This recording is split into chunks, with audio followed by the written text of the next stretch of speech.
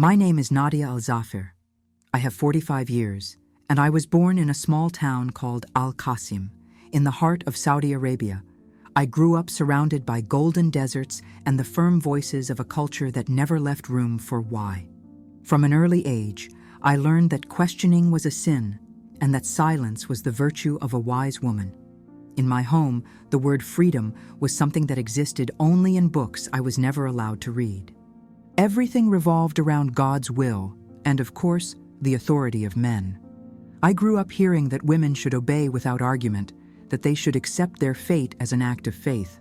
So I learned to lower my head, to smile even when something inside me screamed silently.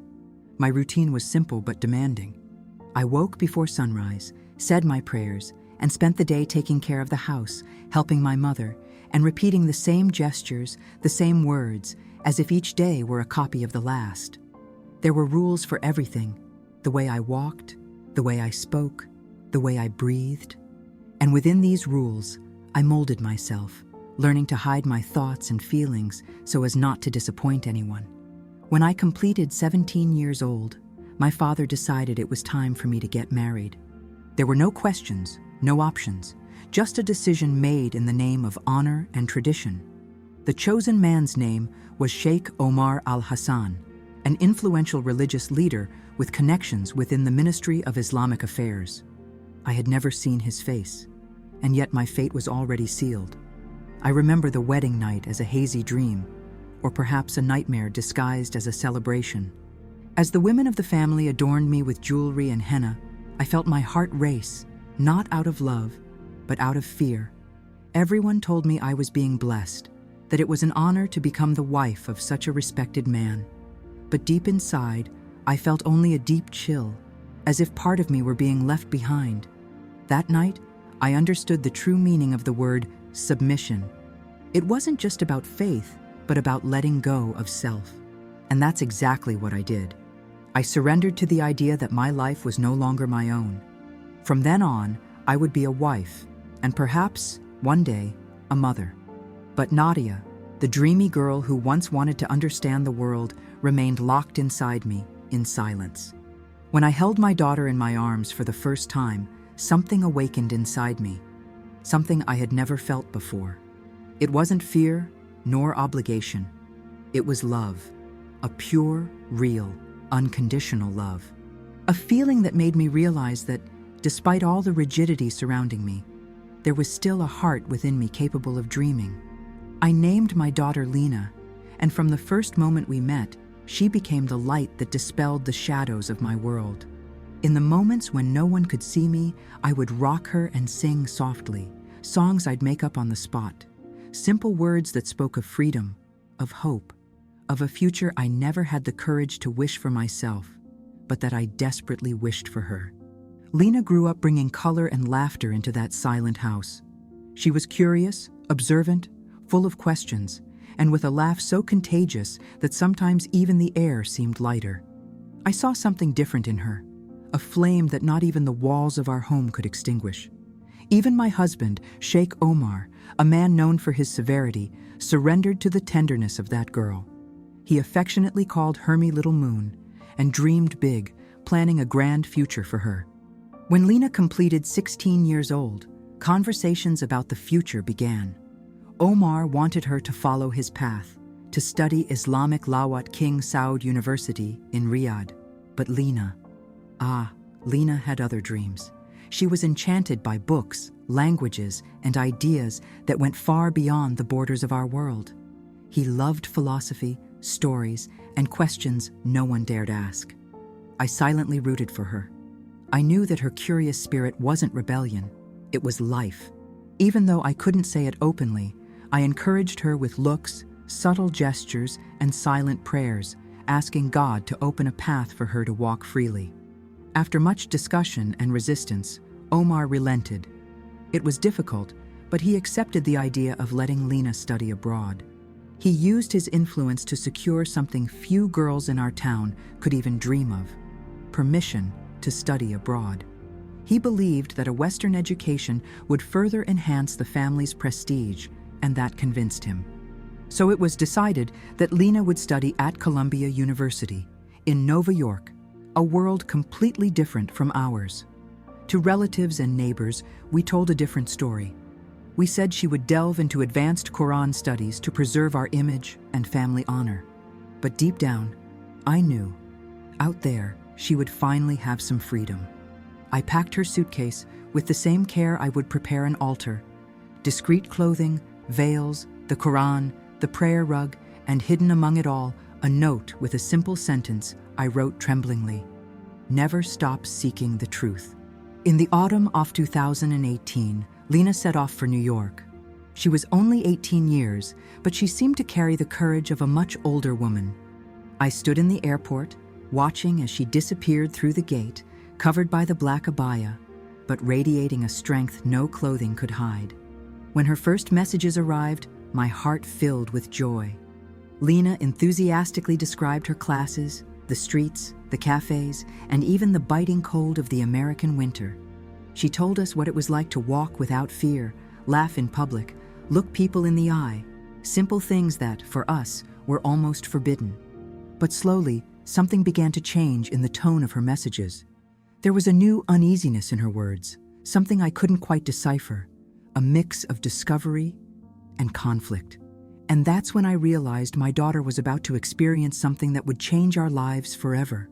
As time passed, I noticed something beginning to change in my daughter's words. She spoke less about Allah and more about love, peace, and something she called universal truth. At first, I thought it was simply the curiosity of a young student discovering the world beyond the boundaries of our faith. But there was something different, a lightness in her sentences, a new serenity I couldn't explain. In the second year of college, Lena began attending meetings with some colleagues to study and discuss religious and cultural topics. She spoke fondly to me about an American friend named Emily, a Christian woman from Texas, who invited her to dinners and events organized by Christian students. These were evenings of exchange and dialogue, moments of fellowship and learning. It seemed harmless until a strange restlessness began to take hold of my heart. I once asked her if she still said the 5 daily prayers. Lena responded with a sentence that left me confused. "I pray, Mom, but I also think a lot." That shook me deeply. What do you mean by thinking a lot? For me, prayer and thinking were opposites. One was obedience, the other doubt. One day, almost by chance, she mentioned that she had visited a church in Manhattan, just out of curiosity. I remember my heart pounding. A church? I had never set foot in one in my entire life. I asked in astonishment, "Which church, Lena?" And she replied with a smile, "Redeemer Presbyterian Church, Mom. It's beautiful and so different from what we were taught." I tried to warn her, telling her to be careful, but she just laughed and said she liked the song. I didn't know at the time that she was already secretly attending a small Bible study group at that church. Lena listened attentively to each sermon, read a book called New Testament, and was enchanted by the figure of Jesus. Not the now that we knew in Islam, but a different man, one who loved without measure, who forgave without imposing guilt, who offered grace instead of condemnation. She asked me questions I couldn't answer. I wanted to understand why Jesus' words felt so alive, so close, so real.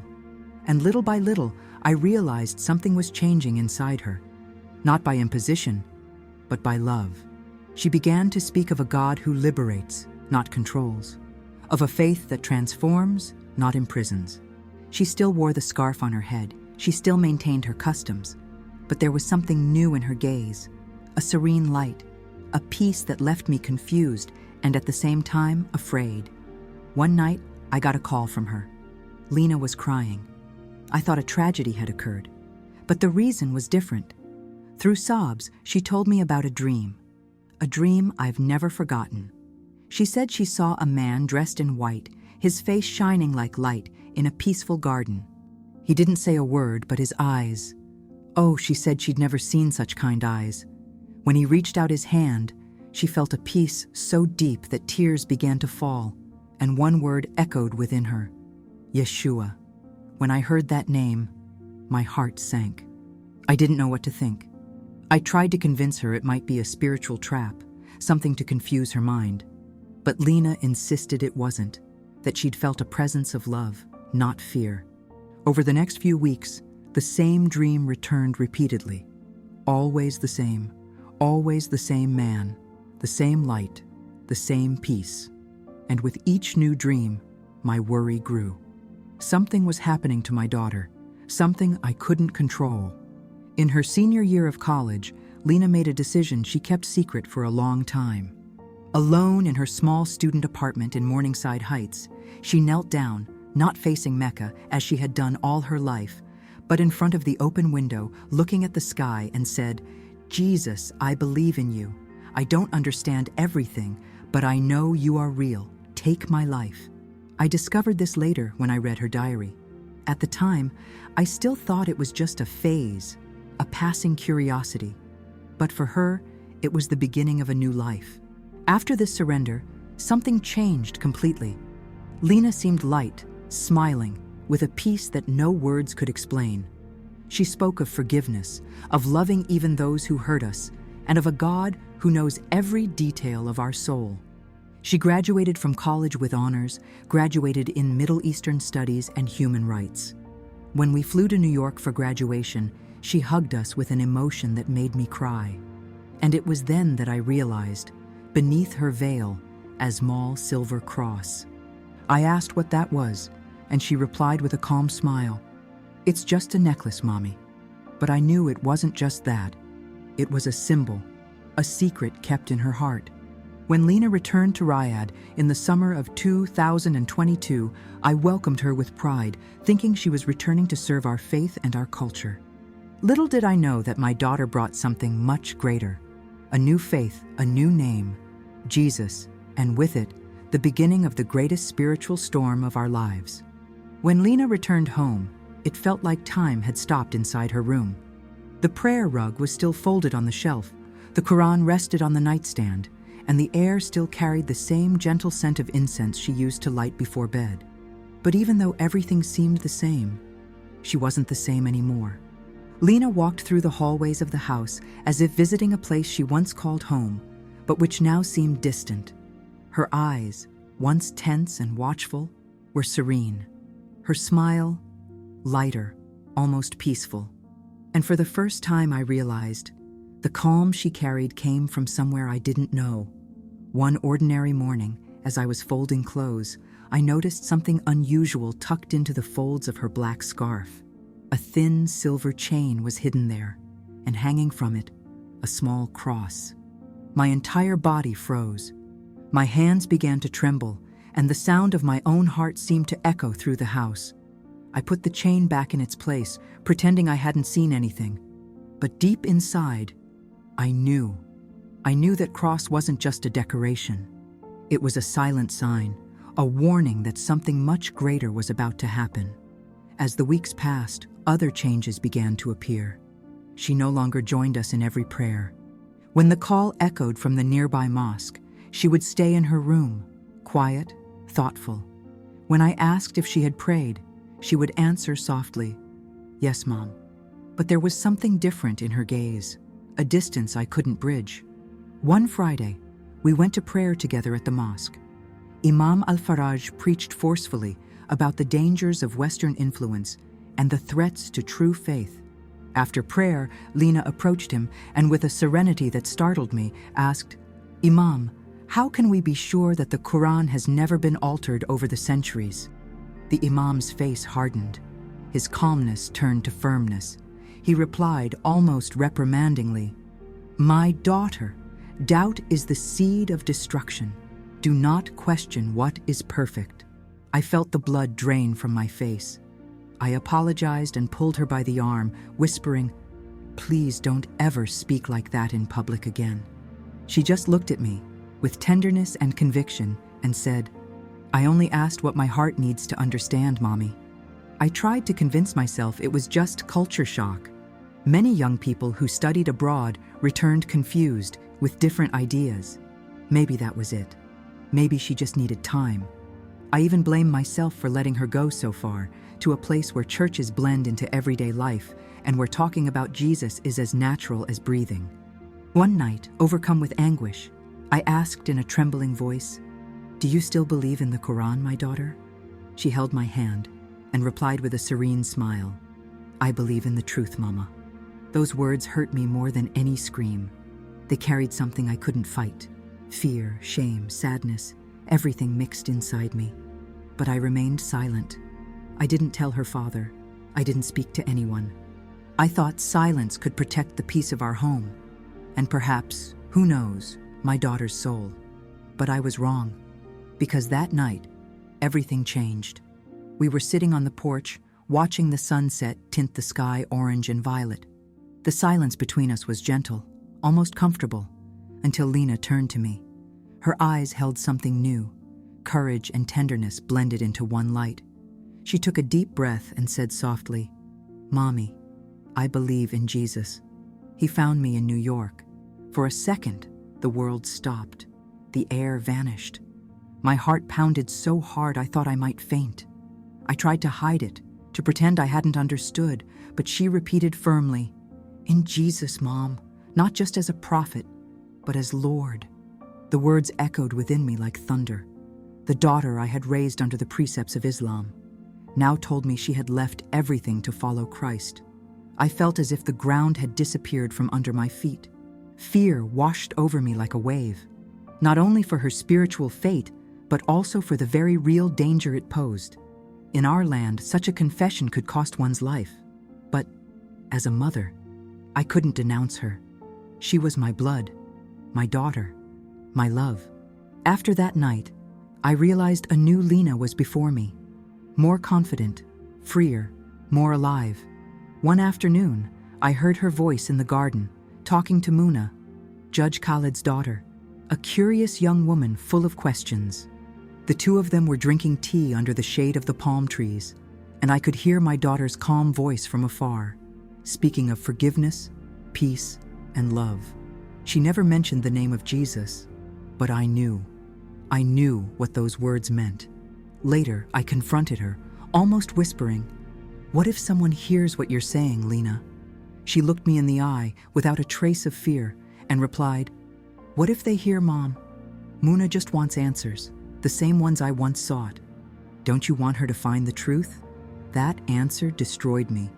I felt pride and dread at the same time. My daughter had a courage that inspired me and terrified me. I tried to make her understand the risks, begged her to remain silent, to protect herself. But she just smiled with a serenity that cut to my soul and said, "Mommy, I'm not afraid.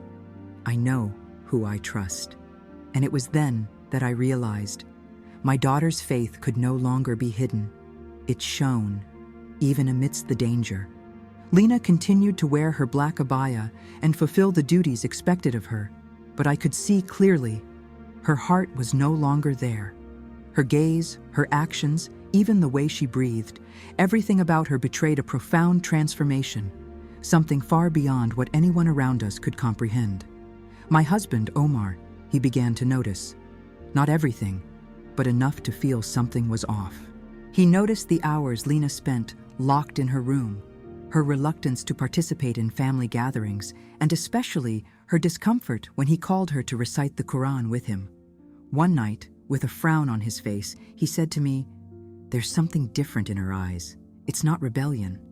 It's something deeper. Keep an eye on her." I nodded silently, trying to hide the fear already gripping me. I knew the storm was brewing. And when it arrived, neither the most fervent prayers, nor Omar's reputation, nor prestige could protect us. Even so, I kept Lena's secret to myself. I simply couldn't betray her. She was my daughter, my flesh. I carried that truth like a stone on my chest, knowing that one word, a single one, would be enough to destroy everything that remained of our family. But deep down, I also knew it would only be a matter of time before someone found out. That day came on a warm Thursday in early September. Lena was in her room, and Sarah, our maid, was folding clothes in the hallway. I was in the kitchen when she ran in, pale, out of breath, and whispered, "Madam, I heard you praying, but not in Arabic. She said the name of Jesus. My body froze. The blood drained from my face. Before I could react, Sarah had already walked straight to Omar. Minutes later, he came up the stairs with heavy steps and eyes like fire. I followed him, praying quietly that he would remain calm. But it was too late. Lena was sitting on the bed, the Bible open before her, her lips moving in silent prayer. Omar snatched the book from her hands and threw it against the wall. He screamed uncontrollably, "Are you spitting on our faith? Are you rejecting Allah in my home?" But she was not intimidated. She remained silent, looking at him with a firmness that chilled me to the core. It was a serene, unwavering gaze that said everything without saying anything. This silence infuriated him even more. He punched the wall and shouted, "Do you understand what you're doing? You're bringing shame to my name, to our family, to everything we've ever been." I tried to put myself between them, begging him to calm down, but he pushed me away forcefully, as if I were an obstacle. That same night, he did 2 connections, one for the brother who worked in the ministry and one for the Imam al-Raj, our religious leader. The next morning, the Imam arrived, carrying a suitcase filled with oils and passages from the Quran. He said that Lena had been possessed by evil spirits while abroad and needed deliverance. Omar believed without question. And so, the ritual of Ruqya. The Imam placed his hands on my daughter's head, recited verses aloud, sprinkled holy water, and repeated prayers. Lena remained motionless. She didn't pretend to believe, but she didn't resist either. When the ritual was finished, she opened her eyes and said calmly, "You can't expel what isn't here." The silence that followed was deafening. The Imam was speechless. Then he looked at Omar and said in a deep voice, "She is not confused. She has abandoned Islam." That sentence fell upon us like a sentence. Omar didn't sleep that night. He spent hours pacing the hallways, reciting verses, murmuring words that sounded more like open wounds. The next morning he called me and announced his decision. "Let's go to Medina. There she will retract before the congregation, inside the Nabawi Mosque. She will declare her faith in Allah and the Prophet, or she will cease to be our daughter." I cried. I begged him not to do this. I told him that forcing her would only bring more pain, more shame. But he didn't listen. The next day, we left. The journey was long and silent. Lena didn't cry, didn't plead, didn't argue. She just stared out the window with a peace I couldn't understand. When we arrived at the mosque, Omar spoke with the Imam privately, preparing for public confession. But when the moment arrived and all eyes turned to her, Lena stood up before the crowd and said, in a firm voice full of conviction, "I believe in Jesus Christ, the Son of God." The silence lasted a second, and then came the screams. People were outraged, shocked, shouting blasphemy. Omar paled, his eyes filled with fury. He grabbed her arm tightly and dragged her out of the mosque. I ran after him, begging him to stop, but he didn't listen. That night, back in Riyadh, he locked Lena in the basement, a cold, windowless room that had previously served as a storage room. He took her cell phone, her books, even her pillow. And that's how my daughter's faith became the most painful reason for our survival. "Until you return to Islam, you will stay down here." Those were my husband's cold words that night. His voice wasn't filled with anger. It was filled with something worse, conviction. He sincerely believed that he was doing God's will. I begged him to remember that Lena was our only daughter, a good, obedient, loyal girl. But he no longer saw a daughter. He saw an enemy of Allah. And with frightening calm, he said, "This is a matter of honor. I'm washing away our family's shame." In that moment, I realized that the man I had married no longer existed. Before me was someone who would sacrifice his own blood to protect his name. Days turned into weeks. Lena remained locked in that cold basement, living only on bread and water. At first, I could still hear her voice humming a melody softly. Then the prayers began in English, words I didn't fully understand, but which pierced me like an arrow. Many nights, I would sit by the door, listening to her faint voice and cry silently. It was the only way I could be near her. Until one night, when Omar finally fell asleep, I summoned my courage. I walked downstairs slowly, carrying a blanket and some food hidden under my cloak. When I opened the door, Lena smiled, even though she was exhausted, and said to me in a muffled voice, "Don't worry, Mom. He may hurt my body, but he will never touch my soul." Those words stuck with me. Even weak, with her body wounded, there was a supernatural strength about her, a peace I didn't understand. Her body was withering, but her spirit seemed to grow with each passing day. Meanwhile, Omar's condition worsened. He seemed possessed by something dark. He spread the word to his brothers and friends that Lena had been corrupted by Western ideas, that she was ungrateful, and that she needed to be corrected. He even contacted a cleric in Mecca, asking that she be taken to a religious rehabilitation center, a place where, they said, they fixed the wayward. I lived in fear. I knew he was capable of anything.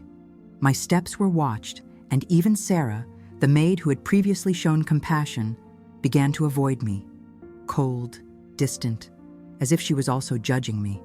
Rumors began to spread. Neighbors stopped visiting. I felt the weight of shame falling over us like a shadow. I knew it was only a matter of time before the religious ministry found out. And yet, what tormented me most was the feeling that I was losing not only my daughter, but myself as well.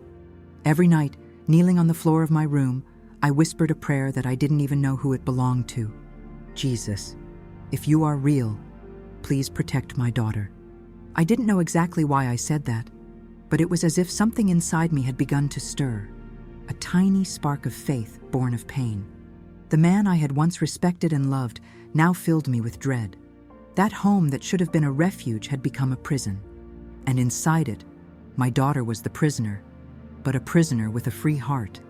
Whenever I looked into her eyes, I saw a flame, a fire that wouldn't go out, even in the midst of pain, a courage that took my breath away, and that, at the same time, I deeply feared, because I knew Omar saw that flame too, and he hated it. It was then, on a Thursday, shortly after midnight, that it all happened. I had just finished my prayer, a confused, directionless prayer, when a scream tore through the silence of the house. It was my daughter's voice. The sound was high-pitched, desperate, full of pain. I ran to the basement, but the door was locked. Omar had taken the key to the room. I started banging, screaming her name, begging her to stop. And then I heard it, the sound of impact, the sound of skin being hit. And then, the sizzle of hot oil. I will never forget.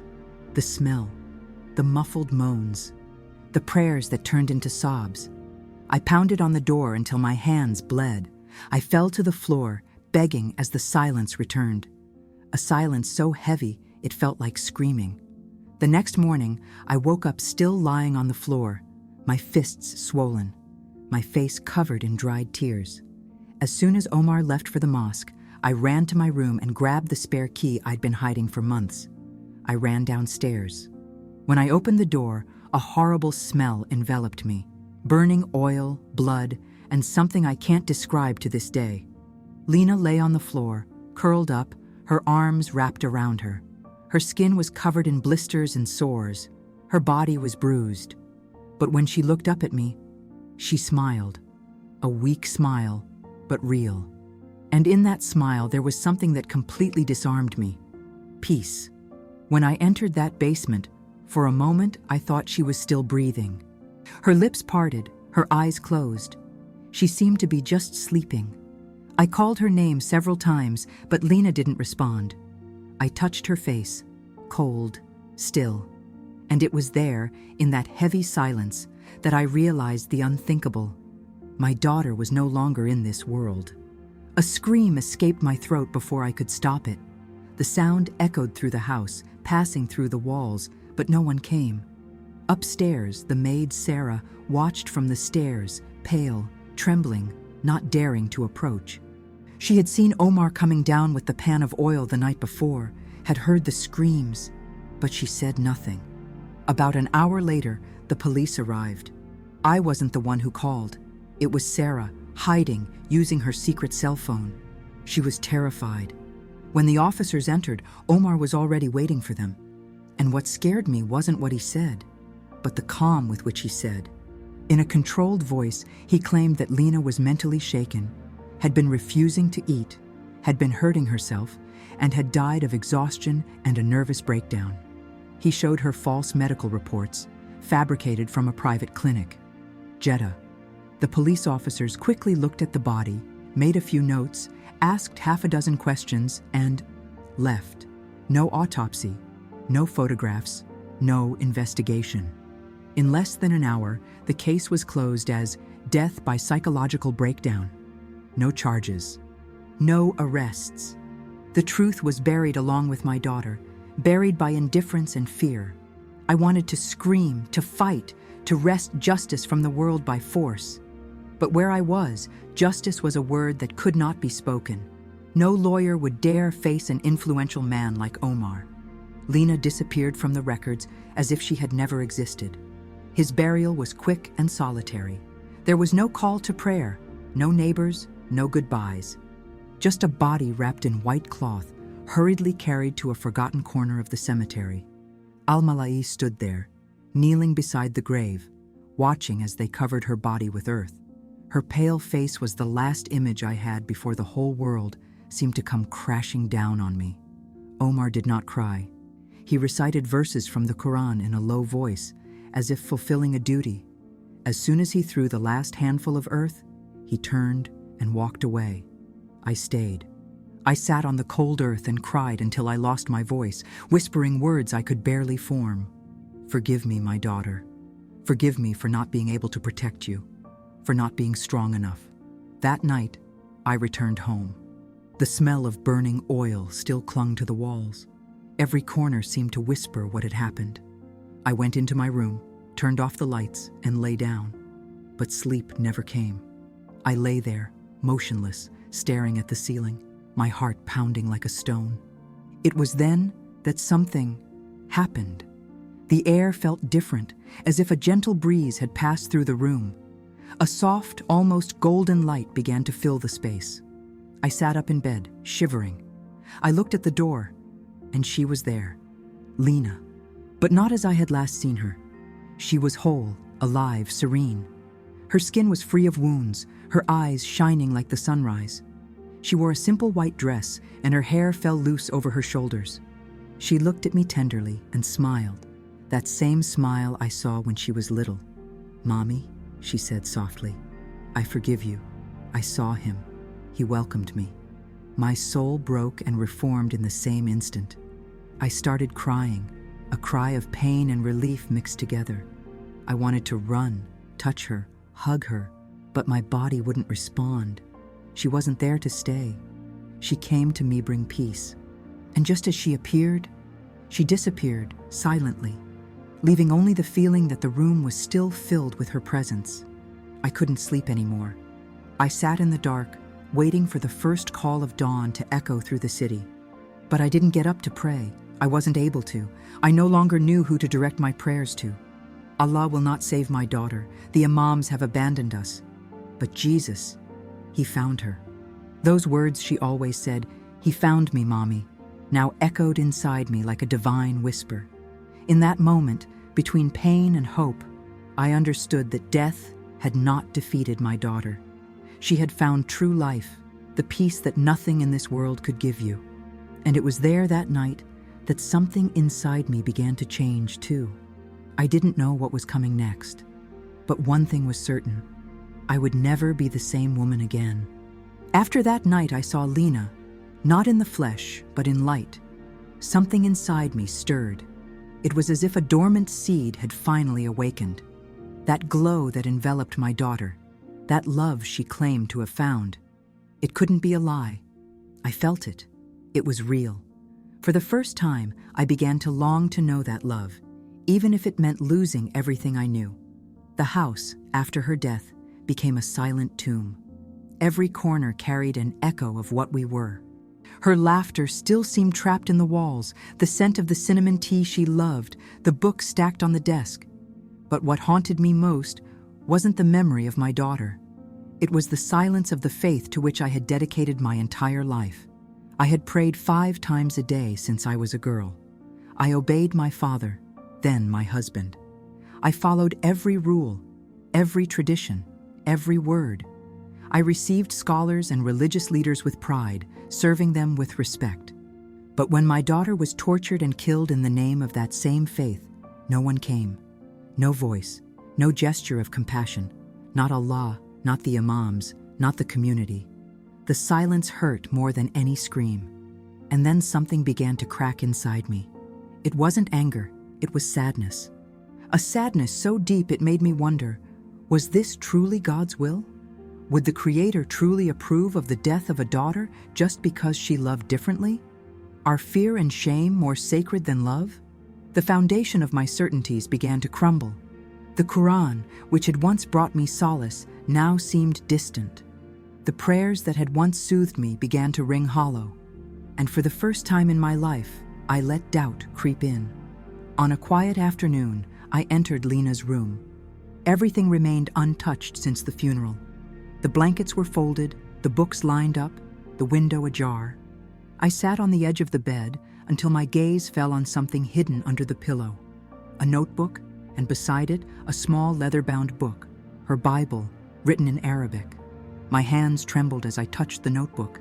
It was Lena's diary. There were her dreams about Jesus, her fear of telling me, her prayers for me. And on one of the pages, I found a sentence that shattered me. "Mommy is closer to the light than you think. I just want her to see it." I cried until I couldn't breathe. Then I opened the Bible. For the first time, I dared to read those words I'd always been told to fear. I expected judgment, but instead I found grace. Words of love, forgiveness, and mercy. It was as if those sentences were warm water running over a frozen heart. Nothing about them felt strange. On the contrary, it was as if I'd been waiting for this all my life. That night, I sat alone in the living room and grabbed Lena's old tablet. I opened YouTube and typed, "Ex-Muslim meets Jesus." Within seconds, dozens of videos appeared. The first was of a young Egyptian woman telling her story, so similar to my daughter's. Then, a man from Jordan, who claimed to have seen Jesus in a dream and felt a love indescribable. I stood there for hours, listening to one testimony after another. Some cried, others smiled, but they all said the same thing. They found life after the pain. They were loved without fear, without guilt, without masks. It was then that I realized I wasn't alone. She wasn't the only mother who had lost a daughter because of her faith. She wasn't the only woman who began to question what everyone called sin. These stories comforted and hurt me at the same time. I knew I was heading down a dangerous path, but something inside me had already shifted. A quiet fire had been lit, and I knew I could no longer extinguish it. That night, I fell asleep with Lena's Bible on my chest, and I dreamed. I stood before a deep, dark well. The ground beneath my feet crumbled, and the sky was covered in black clouds. From within the well came voices, full of anger. They were the voices of the imams, of my husband, of all the leaders I had served. They shouted, "You have betrayed the truth. You deserve the fire. You have rejected Allah." I fell to my knees, overcome with fear, begging for help. But the darkness surrounded me, alive, pulling me in. I screamed, begged for mercy, and then I heard a different voice. Soft, firm, loving. A voice that didn't condemn, but welcomed. "This is not your end." In that instant, the weight lifted. The darkness dissipated. I woke covered in sweat, my heart racing. But I knew this wasn't just a dream. It was a calling. The next night, I knelt again. But this time, I didn't face Mecca. I didn't use the prayer mat. I didn't use the tasbih. I simply closed my eyes and began to speak to the one my daughter had found. With trembling hands and a pounding heart, I whispered words I never imagined would be spoken. "Jesus, if you are real, come to me. I don't know you, but my daughter loved you. I saw her face. I saw the peace in her eyes. If you are who she said you were, I need you now. Please show me." As soon as those words left my lips, the air around me shifted. The atmosphere grew dense, silent, and warm. And then, a soft light appeared in a corner of the room. It wasn't blinding, but it illuminated me enough to dispel my fear. I stood still, unable to move or speak. That's when I heard a voice, calm, serene, and filled with a peace I'd never felt before.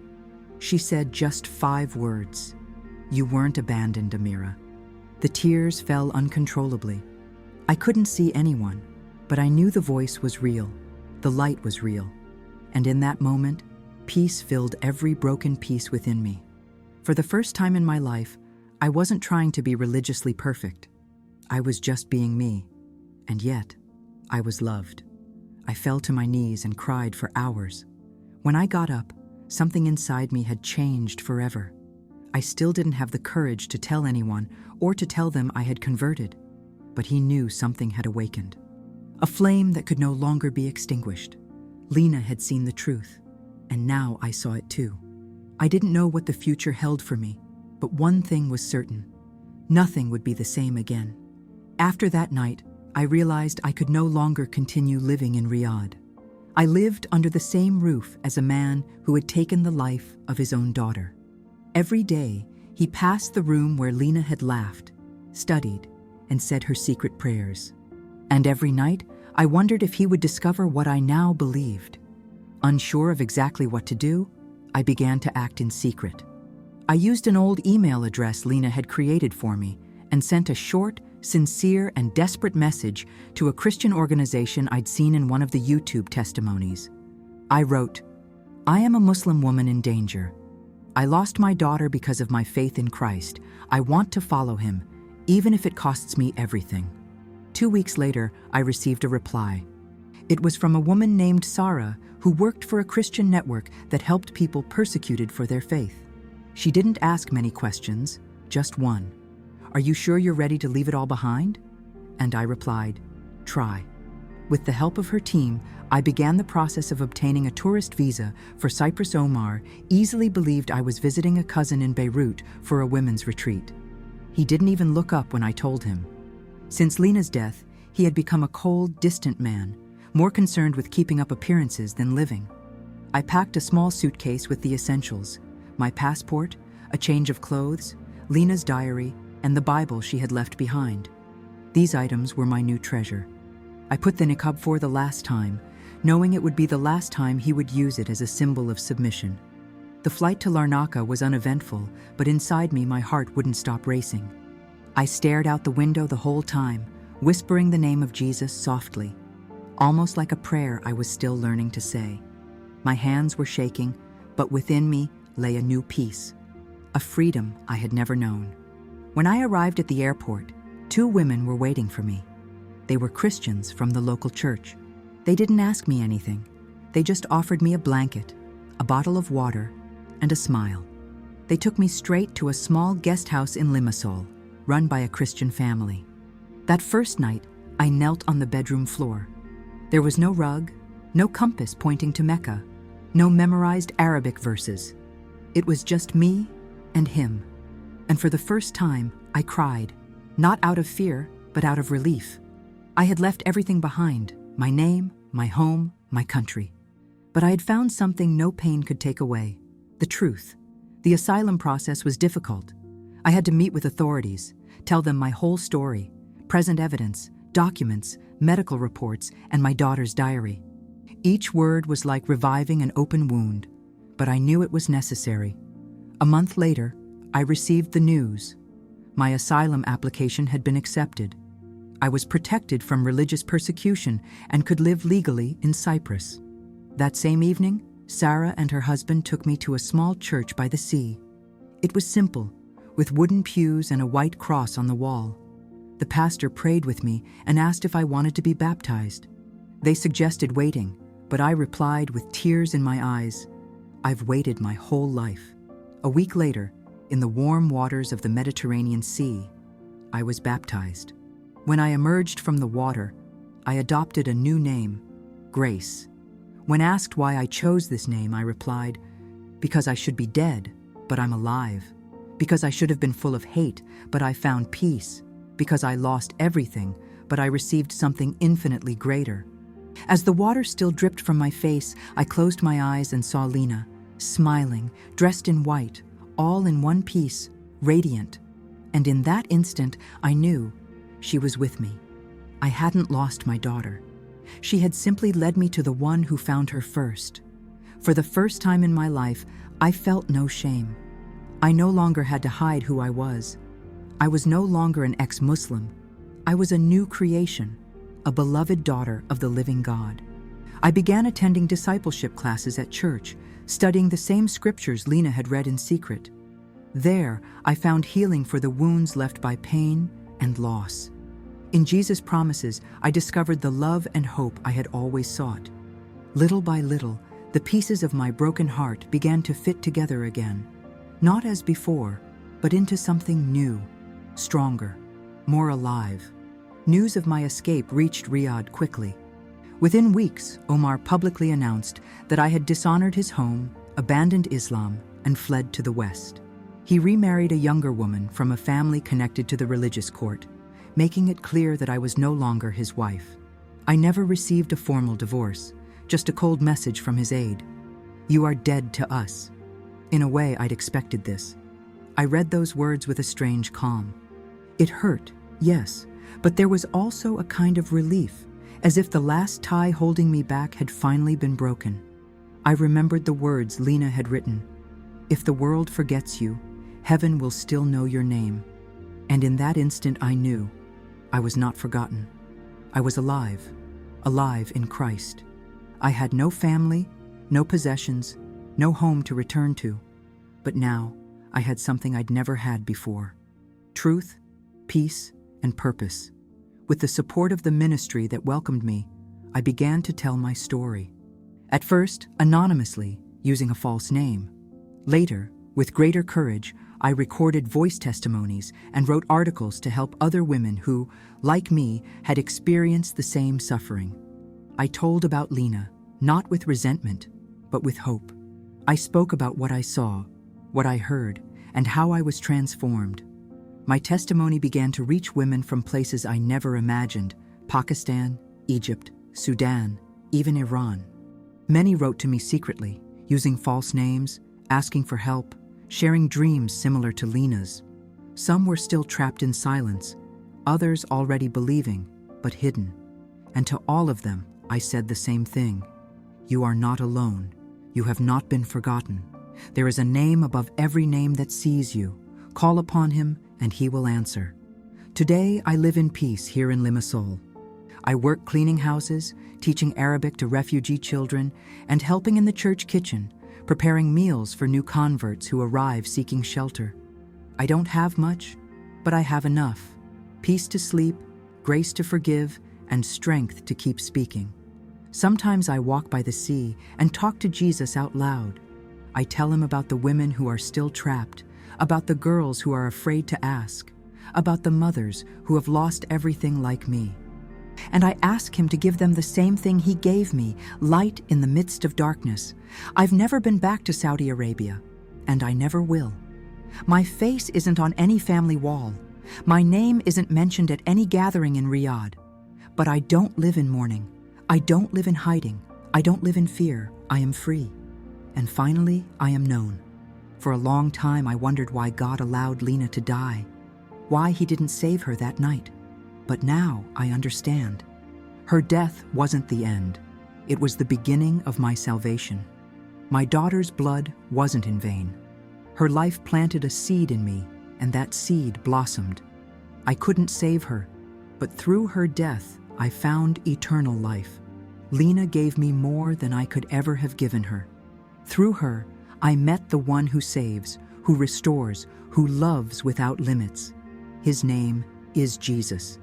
He is the only way, the only truth, and the only life. No religion, culture, or system can offer what he offers. What I lost in this world, I gained in eternity. I may never see justice here on earth, but I have found something greater than justice: redemption. And if you're listening to my story right now and feeling afraid, I understand. If you have doubts, know this: it doesn't make you a bad person. If you feel alone, believe me, you haven't been forgotten. There's a voice calling you in the silence, a hand reaching for you in the darkness. His name is Jesus. You don't have to understand everything. You don't have to be perfect. You just have to say yes. I lived in silence for too long. I followed rules that killed my daughter. I served a religion that never knew my heart. But now, I follow a Savior who calls me by name, who saw me when no one else did, and who gave me back my voice. And with that voice, I will speak. I will tell the truth, even if they try to silence me. Because somewhere, another Lena is waiting, and her story needs to be told. Jesus is real. His love is real, and he will find you, just like he found me.